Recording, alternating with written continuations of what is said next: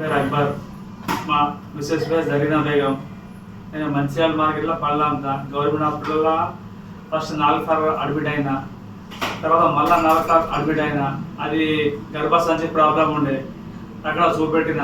మళ్ళీ అక్కడ తక్కువ కాలేకుంటే మళ్ళీ ఏం చేసిన, అక్కడ మంచిర్యాలనే గవర్నమెంట్ హాస్పిటల్లో 2D చేసిన.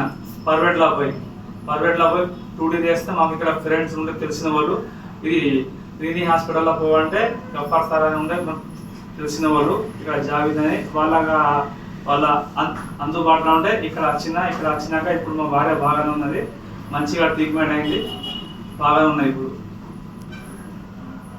ఫస్ట్ గర్భసంచి ప్రాబ్లం ఉండే, దాని తర్వాత వాళ్ళు జామ్ అయింది చెప్పిండు.